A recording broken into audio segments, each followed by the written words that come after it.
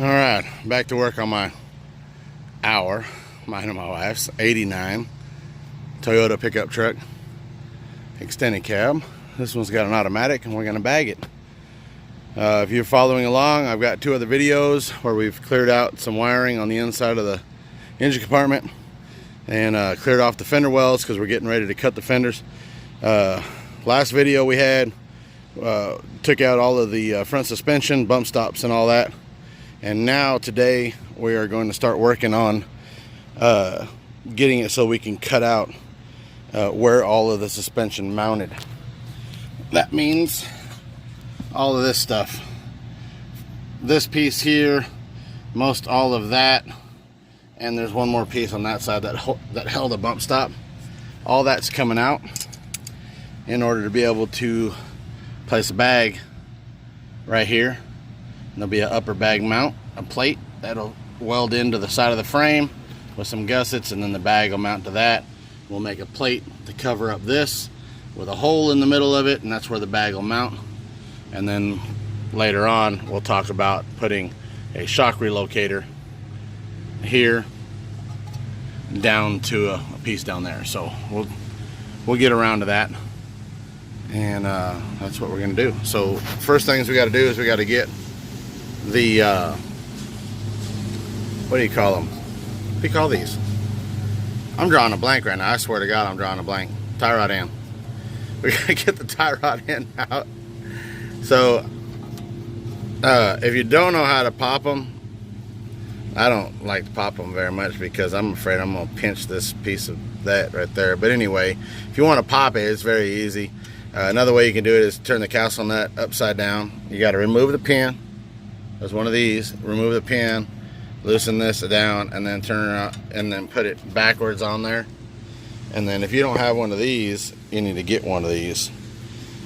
But then you can tap this. The only thing is you can run the risk of cracking this nut or whatever. The old school way that most mechanics do it is you take it right here and you just give it a pop. But see, I'm not a real mechanic, so that shit don't work for me. It's already flat on the side. So what I do is I be really easy with it. And I put this nut back on here.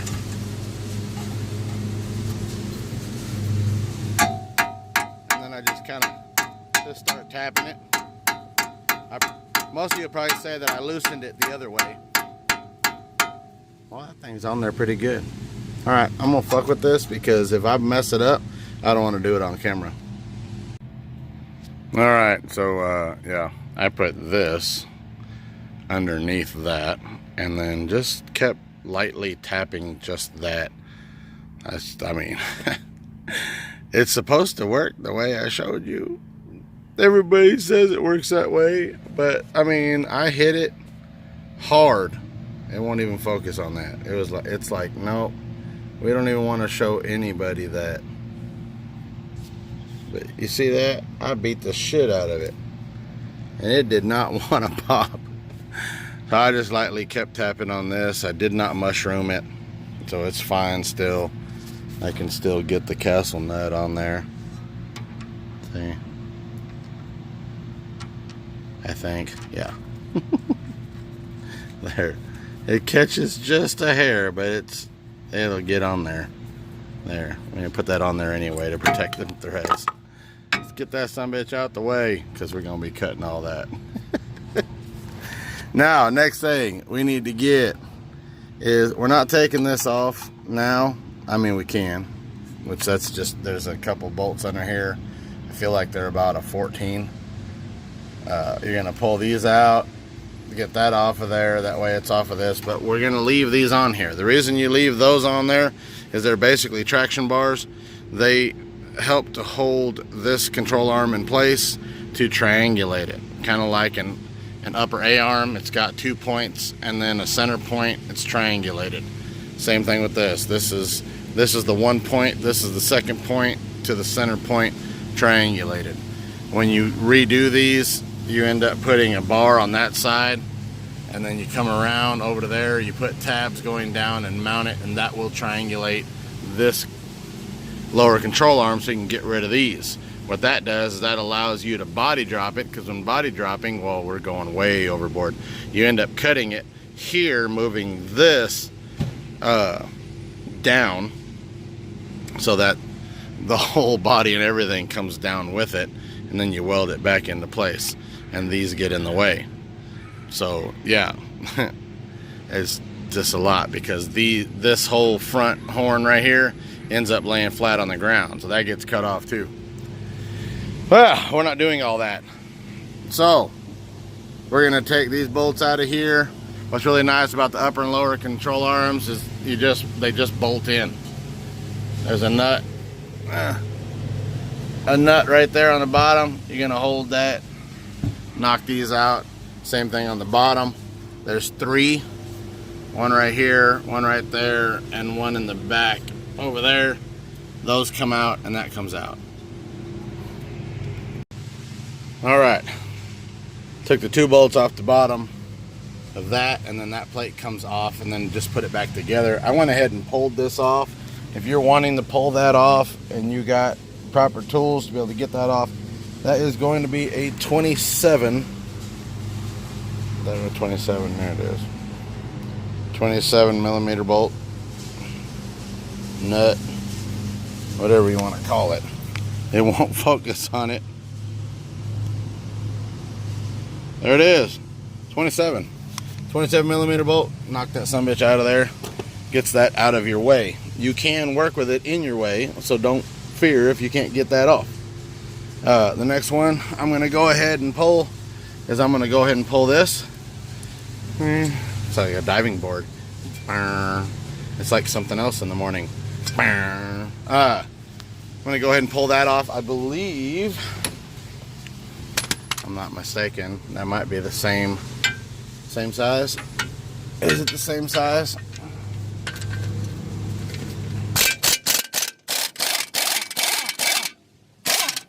Oh, that's just spinning. Okay. Anyway, damn it. Let me get this off here. Stay tuned. All right. Once you break that loose, if you live down south, you can just spin it right off. But that was actually locked between this and that, so I had to finagle it to get that out of there. So there's that. That's out. There's a big old rubber in here. That's a bushing. So anyway, now we got that out of there. We can put that back in there, but we'll probably end up turning it up a little bit more when we put it all the way in there to tighten it up. That way it will drop down easier. But when you get ready to bag this, you're going to leave this loose. You're going to bolt it back up in there, but leave it loose. That way it has enough play to move. You can see here, all this stuff is tight. So we'll loosen all this stuff so that this can move up and down easier. But until you're ready for it, lift that up out of the way, because we got to get into this stuff to cut it out. And this is going to make that a whole lot easier. And you just push, you'll end up turning the steering that way, unlock it inside, and then you can zip tie that up out of the way so that it's up out of the way and it's not going to be there where it might be cut. But yeah, we'll just turn that over. But that's how you get this side out. I'm going to go ahead and go do the other side real quick. And this, you want to stack this on something and then lean it up against everything so that it's not on this right here, because you don't want this to be pulled on any kind of weight. You don't want it hanging. So we're gonna stick it up over here. My neighbors love me again. I'm gonna go get the other side off real quick, because it is, what time is it? Can't see it. It won't focus. Anyway, it's 5:14. I got about 45 minutes. I got to start getting ready to go out to dinner again tonight. Monday night, people. That's when the last video was uploaded. Monday night. So this is Monday night work. We're going to get another video up by the end of Tuesday. So, yeah. Let's get back to work on this. Tell you what, without a garage, it sure does get dark quick. Ain't no lights out here. But I'll tell you what, sometimes you just got to work into the night. It's really only, hell, it's 5:43 now. So I got this side off. got that moved to the side over there. I've got the lower control arm out. Upper control arm is held up in place. I've got the tie rod ends zip tied up in there so that they're up and out of the way, and then that way all I got to do is turn the steering wheel so I can move that pitman arm out of the way, and then the other arm will be in the way on the other side, but that way I move stuff out of the way and I can get in here to cut all that off. See, this is what's fun about this, is you cut all this off and then you got to put all this shit back together so you can put the wheel on, you can jack it up so you can see where the hell you're gonna cut out that inner fender. That's what all this is. All this prep is to get that inner fender out, but once you get all this cut and it's all out of the way, then you're ready to bag it. So it's not a complete loss. And we'll get around when we start working on the bag mounts of how to put that together. Damn, I'm at 5% on my battery. And it is, like I said, 5:45. This is where I'm going to stop tonight, and we'll pick this up in the morning. But yeah, this side and the other side are done. Ooh. See if we can get this to come over here. There we go. See? Just like I said, I got that side done too. So tomorrow in the daytime, when we can bother the neighbors, I don't like doing it at night, but we'll come back first thing in the morning and we will start to work on this. All right, just a little bit of light. Without light, it all goes away. See you in the morning. All right, it's Sunday, about 11:30. Finally getting out here. We're gonna cut this basically from here down. From here straight down. We already talked about this yesterday. This bump stop mount comes off, and then we're gonna cut down to here because when the control arm comes up, it may end up hitting a little bit of that, but we want to make sure that, well, there we go, make sure that it can come up all the way up to here. So all this comes out because the bag mount will actually mount straight in like that to hold the bag, and when the control arm comes up, we'll just have to watch our angles, so which way it's going to angle to be able to push the way it's supposed to. But I've got my professional tools here and we're going to use these, and we're going to cut as much of this off as possible, and then the rest of what we can't cut off with that is going to get cut off with a with the grinding wheel. And the grinding wheel will grind the rest of it off. I'm sitting here looking at this. I may end up taking that upper control arm out so I can get into these a little bit better, but we'll see how that goes. I may try to use my new little cutter. I don't know how well it'll do on this steel, but it may work. I don't know yet. Oh, I'm gonna get in here and work on it. At this point, you're all in because everything is starting to come out. See, I cut the bump stops off right here. They're laying over there. I've got this bump stop over here already cut out. I'll tell you what, this purchase, where is it? You cut this to drop it? Yeah, it's just so I can put the airbag in. Right. But this right here was worth its weight in gold. I spent like 25 bucks on this tool right here.